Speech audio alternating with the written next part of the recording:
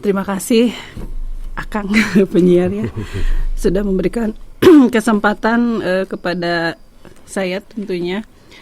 Saya sebagai guru PKN kelas 7 ya, kebetulan saya mengajar kelas 7A sampai kelas 7J. 10 kelas ya, alhamdulillah. Wah, lumayan. Anak-anakku sekalian yang Ibu cintai dan Ibu banggakan, selalu menjumpa kembali bersama Ibu Pupung Asri Purwanti dalam pembelajaran PKN pada hari ini. Assalamualaikum warahmatullahi wabarakatuh. Anak-anakku sekalian, Ibu harapkan kalian masih tetap semangat ya, walaupun belajarnya masih di rumah ya. Tapi tidak menjadi alasan kalian untuk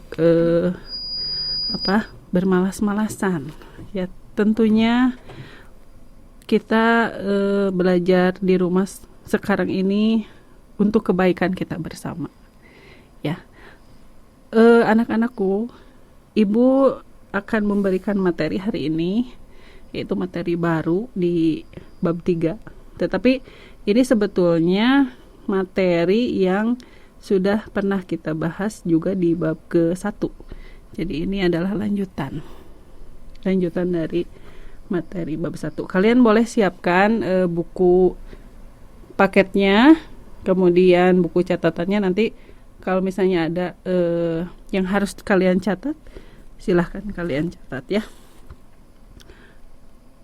Bab ketiga, kalian bisa lihat di sana ada perumusan dan pengesahan Undang-Undang Dasar Negara Republik Indonesia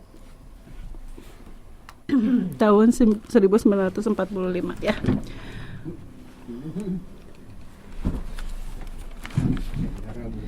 Baik, ternyata Ibu di sini juga sekarang tidak sendiri ya, ditemenin sama Pak Agus juga yang akan membantu memberikan materi bab 3 ini. Anak-anakku sekalian,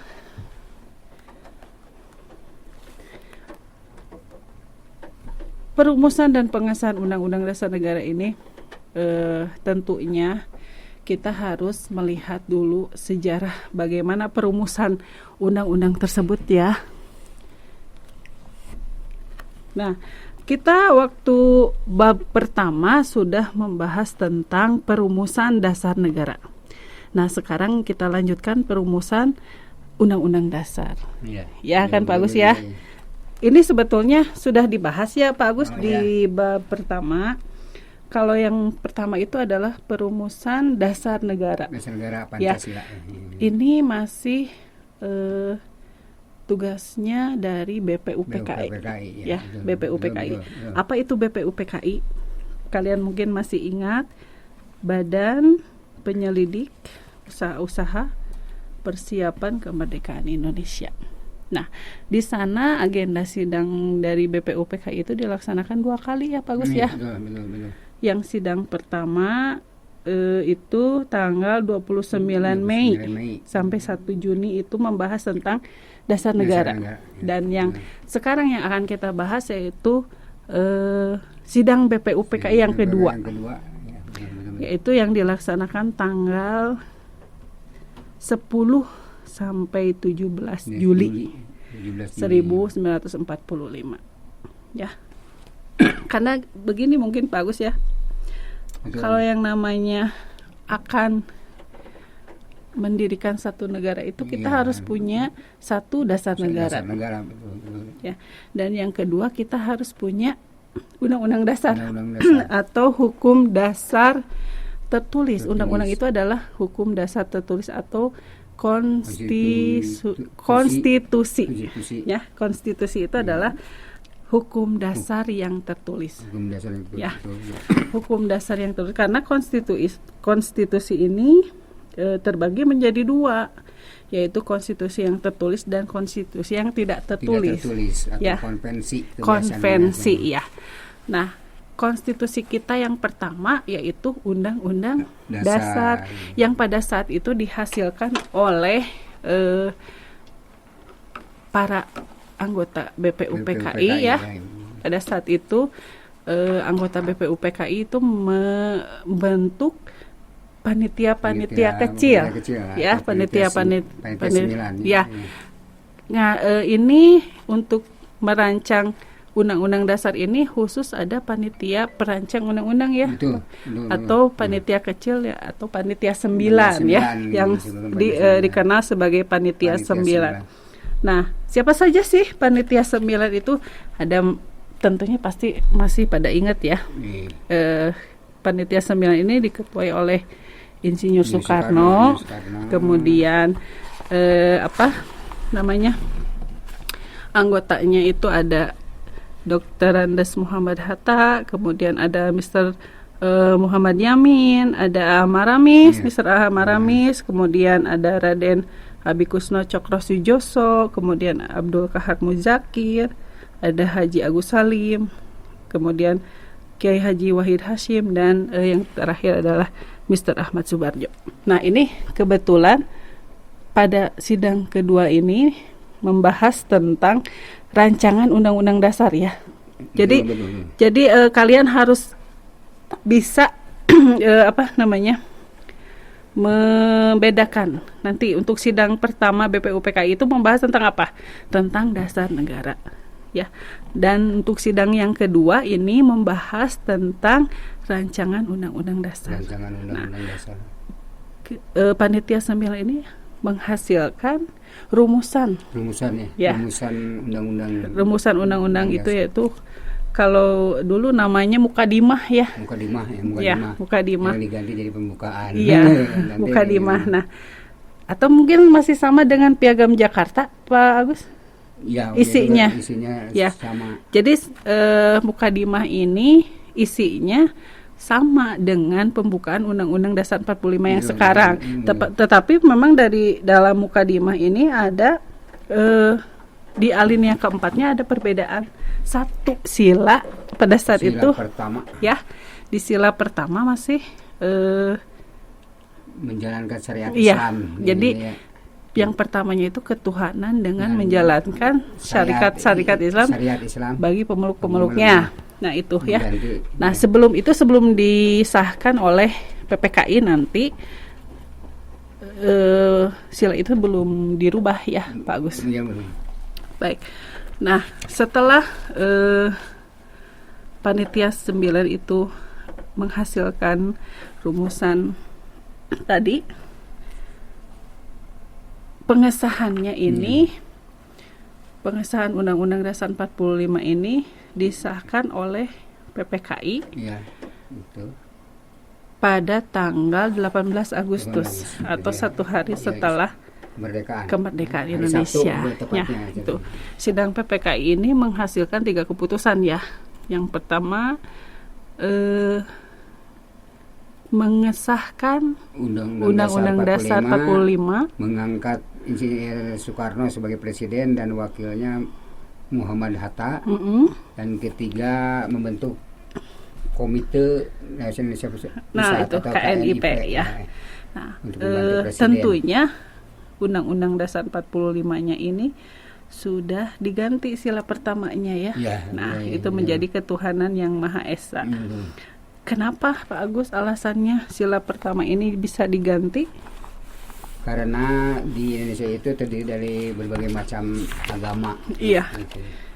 Waktu itu opsir itu yang Jepang itu yang mengajukan harus ini kan. Menunjukkan bahwa kalau kita masih menggunakan sila itu yang sila pertama yang menggunakan bahasa dengan syariat Islam. Iya, jadi itu kan di kita itu banyak keberagaman keberagaman agama. Iya. Nah, itu yang kita pertimbangkan, yang dipertimbangkan ya. Para perumus. Iya, betul. Kembali lagi ke konstitusi. Nah, di sini ada konstitusi itu yang tertulis. Nah, salah satunya konstitusi yang tertulis itu adalah pembukaan Undang-Undang Dasar 45. Kemudian undang-undang yang sifatnya tertulis. Kalau misalnya yang tidak tertulis atau konvensi ini bisa kita lihat contohnya pidato itu presiden setiap tanggal 16 Agustus. Nah, itu misalnya ada pidato presiden setiap tanggal 16 Agustus, sidang paripurna ya. Ya, betul. Kemudian apalagi yang tidak tertulis ya Pak Agus. Semacam kebiasaan. Nah, mungkin kebiasaan-kebiasaan di dalam masyarakat ya. Walaupun tidak tertulis tetapi dipakai ya. Dipakai misalnya adat ya dari setiap adat daerah gitu pasti kan berbeda-beda ya. Tetapi mungkin yang namanya adat kembali lagi ya. Betul. Karena adat itu sifatnya kekalnya. Ya, betul, tidak bisa ada yang merubah, tidak ada bisa yang menghapus. Walaupun misalnya sampai sekarang adat itu ada dan dari dulu juga seperti itu gitu. Tidak ada yang bisa menghapus. Tetapi mungkin dijadikan satu pedoman, acuan untuk. Nah, bagaimana kalau misalnya ada yang melanggar adat ini, mungkin ada hukuman-hukuman tertentu dari itu seperti itu ya mungkin ya, itu masuknya ke pelanggaran dari adat itu kemudian itu masuknya ke hukum yang tidak tertulis tadi ya. Konvensi ya betul. Konstitusi sendiri itu apa sih sebetulnya? Nah, konvensi itu adalah hukum dasar yang dijadikan pegangan dalam penyelenggaraan pemerintahan negara. Nah, oleh karena itu pasti setiap negara itu punya konstitusinya masing-masing ya, tentunya sesuai dengan keadaan dari negara itu sendiri ya. Betul. Kemudian tadi tugas BPUPKI bukan hanya merancang, karena kita harus selalu melihat sejarah ya Agus. Jangan melupakan sejarah. Nah, itulah ada saya tidak boleh melupakan sejarah karena betul tidak langsung jadi seperti itu ya. Tetapi ada proses tentunya banyak pemikiran juga ya dari setiap tokoh. Nah, itu. Nah, dalam sidang BPUPKI tersebut sebetulnya agendanya itu ada beberapa agenda ya, seperti misalnya pada tanggal 13 Juli 1945 ini berhasil membahas beberapa hal, menyepakati antara lain ketentuan tentang lambang negara. Betul. Lambang negara kita jelas ya. Apa itu bagus lambang negaranya? Garuda Pancasila. Kemudian negara kita negara kesatuan ya. Betul. Kemudian ada Majelis Permusyawaratan Rakyat, kemudian membentuk panitia. Bahasa seperti bendera dan sebagainya. Berarti ciri khas dari satu bangsa. Iya, itu terus. Di pasal-pasal di Undang-Undang 45 tertera ada tentang bendera, tentang bahasa, tentang lagu itu udah. Iya.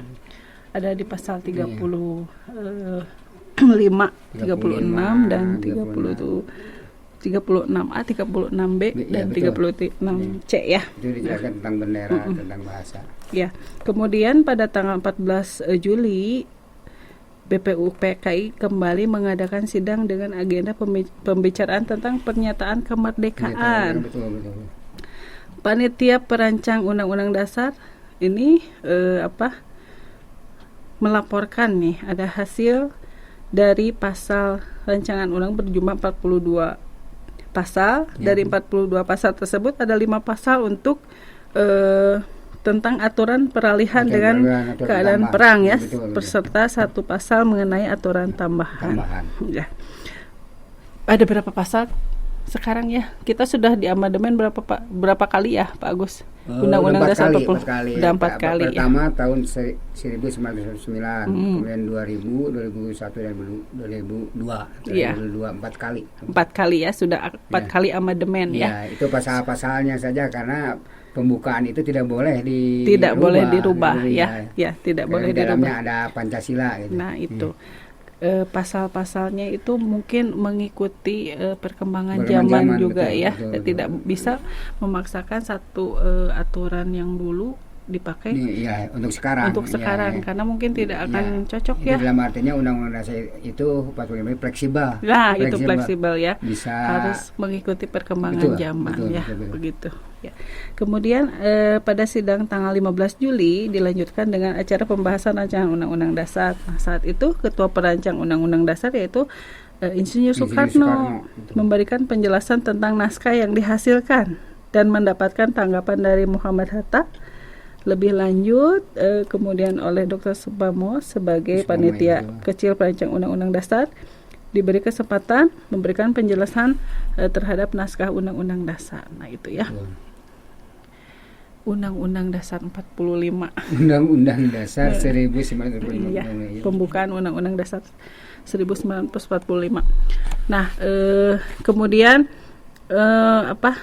kembali lagi ke anggota BPUPKI.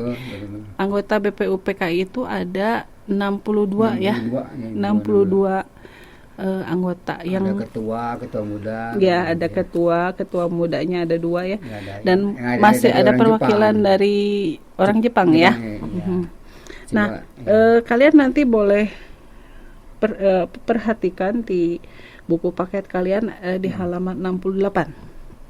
Nah, di sana ada nama-nama dari ke-62 anggota tersebut, kemudian ada denah tempat duduknya juga. Ya, betul.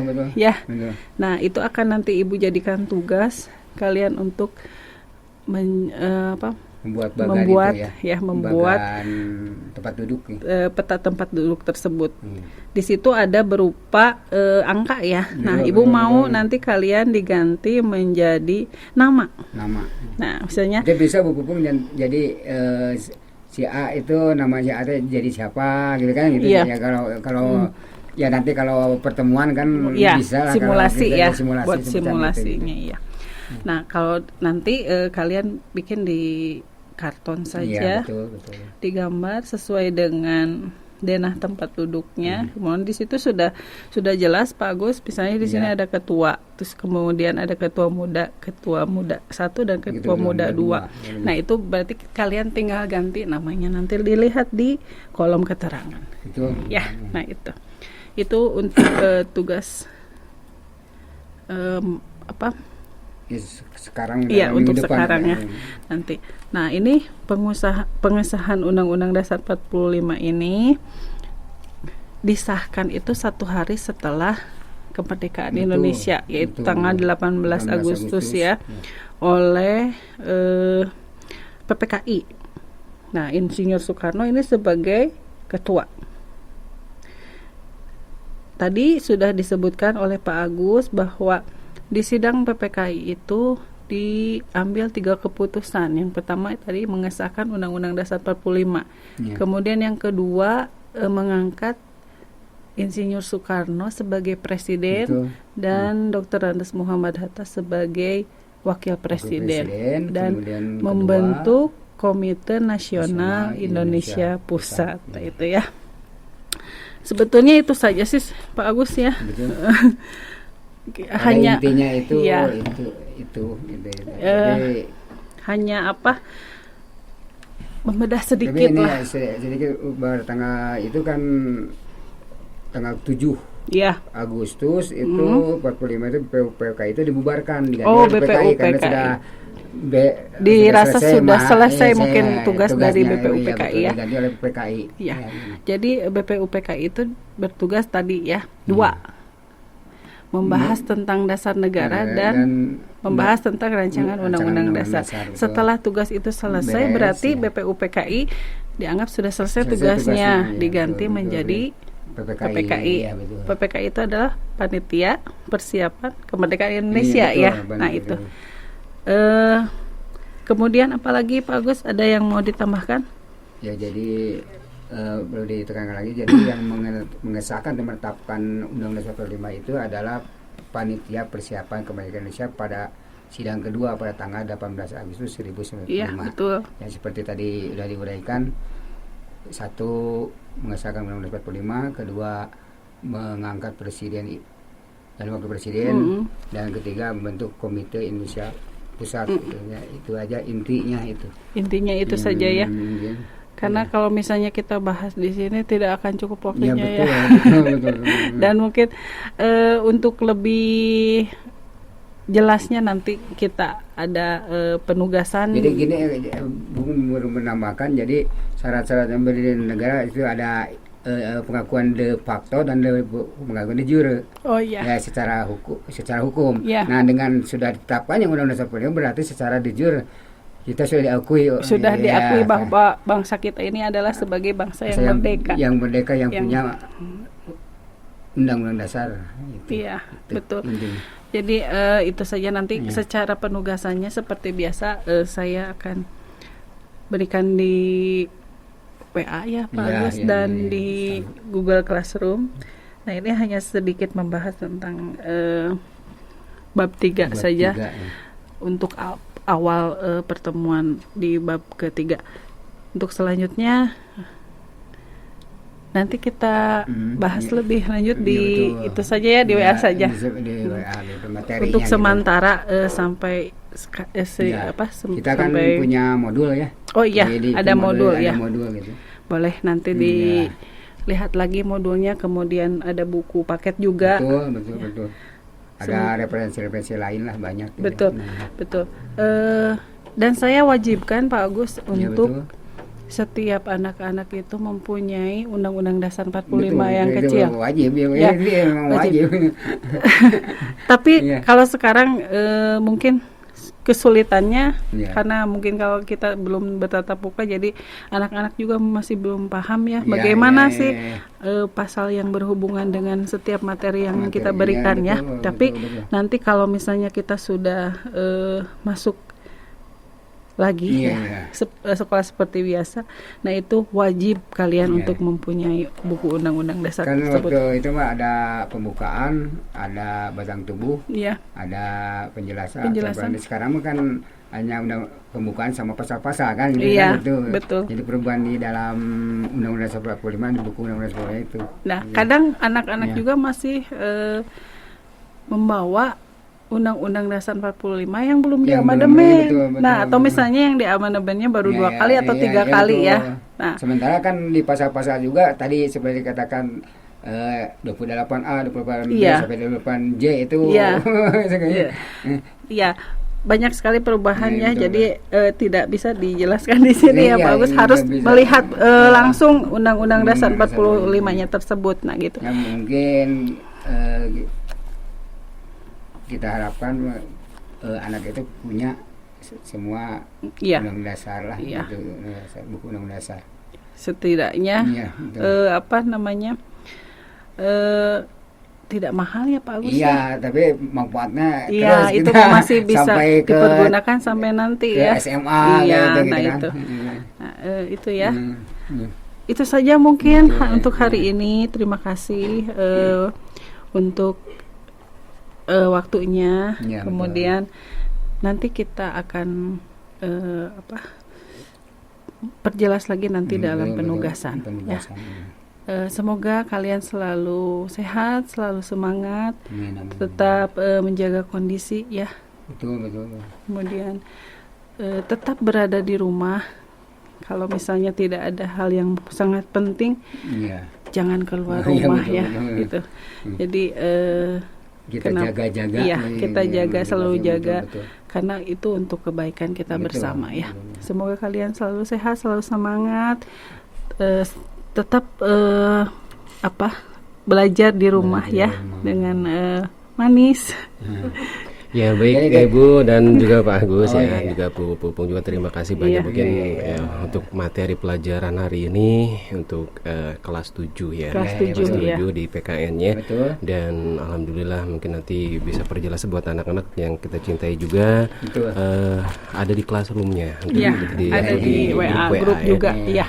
Dan tentunya terima kasih buat Pak Agus juga semua ibu di sini yang telah memberikan materi pelajaran. Semoga itu tadi kita akan cepat untuk bertatap muka kembali. Mudah-mudahan di situasi dan kondisi untuk COVID-19 ini segera berakhir khususnya di bumi Indonesia. Ya. Dan tentunya juga kita mendukung program luring ini sesuai dengan surat edaran Menteri atau Kemendikbud nomor 15 tahun 2020 bahwa pedoman penyelenggaraan belajar dari rumah dalam masa darurat penyebaran corona disease atau COVID-19. Mudah-mudahan ini ya Pak Agus ya. Ibu juga kita berharap wabah ini segera berakhir agar kita cepat bisa bertatap muka kembali dalam kegiatan PKBM-nya di sekolah. Terima kasih untuk Radio Satuhu ya, yang kami sudah memberikan ucapkan kesempatan. terima kasih kepada Radio Satuhu ya, yang Iya, sudah betul. memberi kesempatan untuk pembelajaran Iya, tentunya kita mendukung, sangat mendukung, makanya mendukung, mensupport sekali untuk dunia pendidikan dalam program seperti ini, program spesial belajar dari rumah TBDR. Dan tentunya juga kita harus sekali lagi juga terima kasih buat semua juga yang mungkin anak-anak juga nanti yang belum paham atau materi barusan yang disampaikan nanti kita bisa direview atau di dokumentasinya ada di YouTube channel, bisa diputar kembali. Baik Ibu, Bapak, kita mungkin pamit dulu ya. Iya, terima Mau pamit. kasih. Silakan Terima ya. kasih Terima kasih banyak. juga dan semuanya buat pendengar di 107,8 1 FM. Pada akhirnya kita yang bertugas mengucapkan banyak terima kasih. Billahi taufiq wal hidayah. Wassalamualaikum warahmatullahi wabarakatuh. Radio 1 FM